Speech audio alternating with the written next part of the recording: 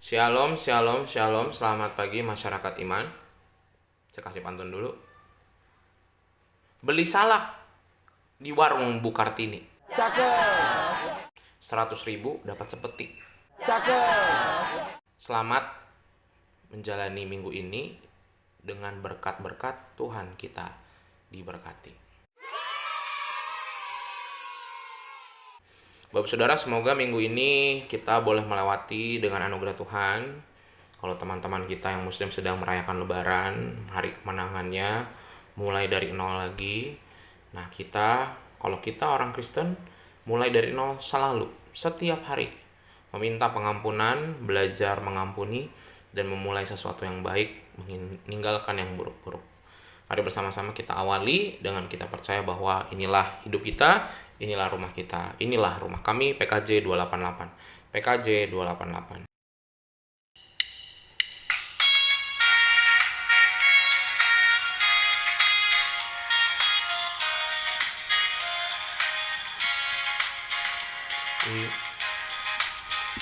Inilah rumah kami, rumah yang damai dan senang. Siapa yang menjamin? Tak lain Tuhan sajalah. Alangkah baik dan indah jikalau Tuhan beserta. Sejahtera semua, sekeluarga bahagia.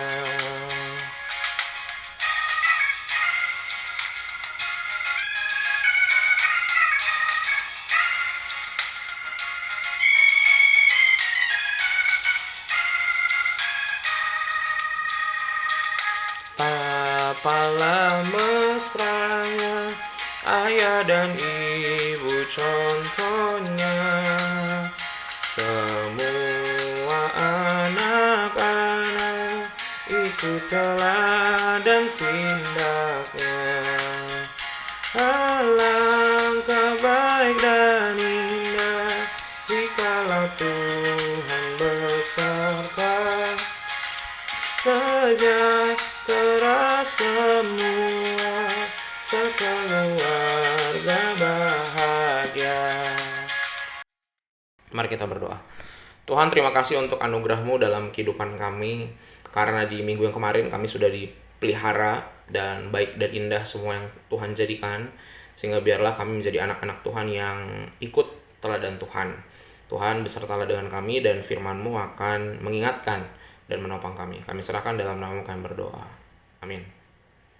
Bapak Saudara, bersama-sama kita buka 2 Samuel 13, 2 Samuel 13 ayat 23. Ayat 23.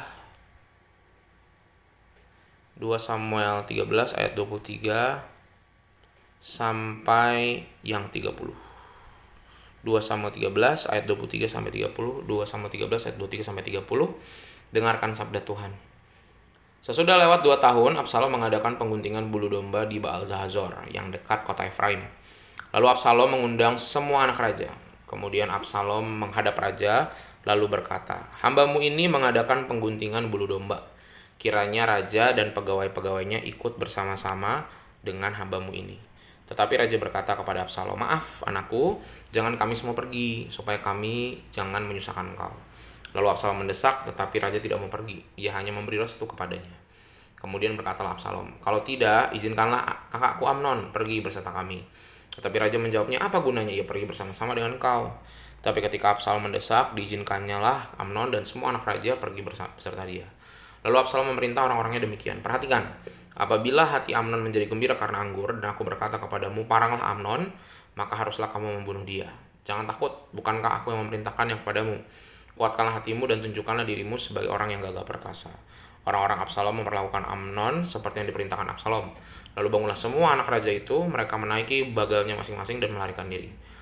Mereka masih di tengah jalan ketika kabar sampai kepada Daud demikian, "Absalom telah membunuh semua anak raja, tidak ada seorang pun dari mereka yang lolos."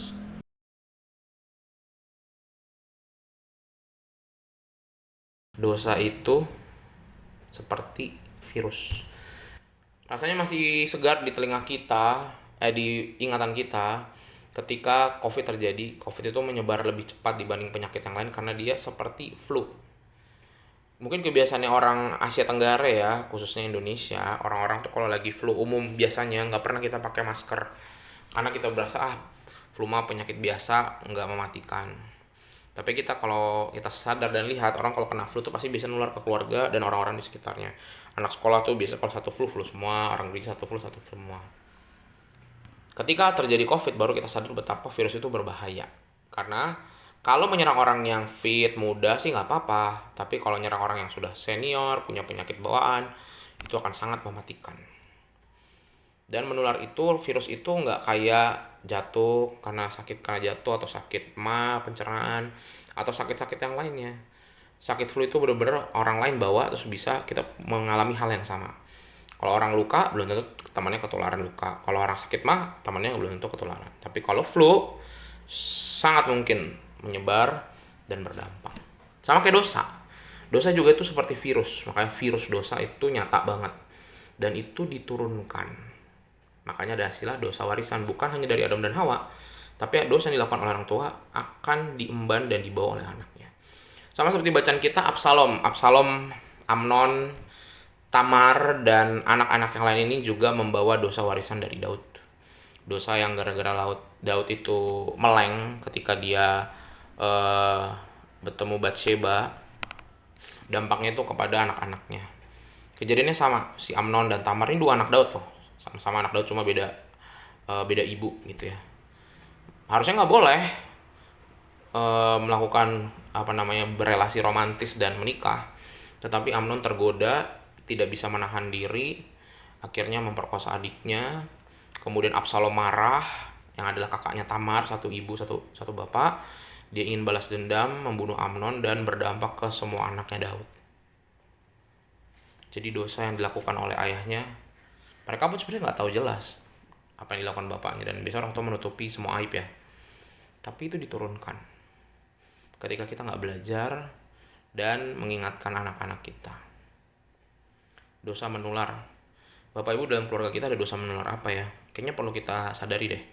Yang diturunkan tuh nggak cuma penyakit bawaan atau keadaan penyakit bawaan tuh misalnya sama-sama darah tinggi, sama-sama gula, dari bapak, dari kakek, nenek ke orang tua, ke anak, ke cucu. Atau psikologis, misalnya bapak ibunya biasa pemarah, nurunkan ke anaknya, nurun ke cucunya. Tapi dosa juga begitu. Coba lihat deh di atas kita, orang tua kita punya dosa apa sih? Nah, kalau kita bisa ngobrol sama orang tua kita atau kakek nenek kita, rasanya kita perlu tahu. Itu menjadi hak kita sebagai keturunan untuk tahu bahwa kita tuh mudah jatuh di hal apa sih? Soal kemarahan kah? Soal perzinahan kah? Soal pencurian kah? Soal kegagalan kah? Soal cari jalan pintas kah? Ada banyak dosa yang kita bisa lakukan secara turun-temurun. Coba cek deh. Jangan sampai kita ngelakuin hal yang sama. Kalau udah tahu, bapak saya pemarah, berarti saya punya potensi marah nih. Jadi saya harus menghindari. Udah tahu kalau saya mau marah akan menghancurkan orang lain, saya tahan diri. Jangan sampai saya marah. Atau saya hindari bagaimana caranya untuk mengikis kemarahan itu. Atau saya ini punya kecenderungan, orang tua saya pernah mencuri. Nah, mencuri itu berarti menginginkan sesuatu yang bukan milik kita dan kita mengambil dengan sengaja. Nah, itu berarti itu juga harus hati-hati. Enggak lah, saya nggak beda sama orang tua saya. Belum tentu. Bisa jadi mencurinya mungkin hal yang beda. Nggak mencuri barang, mencuri kesempatan, mencuri hak orang. Jadi kita coba cek di orang tua kita. Nggak mungkin orang tua kita kan itu nggak punya salah, dosa, nggak mungkin. Bahkan dosa yang sepele aja kayak marah gitu. Kalau kita, ada satu yang saya pernah lihat ya beberapa kali, yang sering banyak diturunkan juga kebencian. Kalau orang tuanya pembenci, kakek neneknya pembenci, wah itu udah garis turunan tuh. Anaknya juga cucunya pembenci. Nah, supaya nggak terjadi, itu harus segera disadari dan minta Tuhan, aku nggak mau nih kebencian dari orang tua aku, kakek nenekku diturunkan ke aku. Aku mau jadi lebih baik. Aku mau jadi orang yang baik. Dan ini yang gagal dilakukan oleh Absalom dan Amnon. Dan apa yang terjadi ketika dosa itu tidak dipikirkan dengan serius dan tidak bertobat, walaupun yang bikin dosa sebenarnya orang tuanya, tapi kalau anak yang tidak bertobat, tidak stop putus kedosaan itu, akan dilakukan lagi dan lagi. Semoga kita tidak mengulang dosa yang dilakukan oleh orang tua kita. Amin. Mari kita berdoa. Tuhan, terima kasih melalui firman-Mu kami belajar bahwa kami adalah orang-orang yang juga mewariskan dosa. Bukan dosa turunan saja dari Adam dan Hawa yang sudah ditebus oleh Tuhan, tetapi dosa-dosa bawaan yang seringkali masih dilakukan oleh orang tua kami.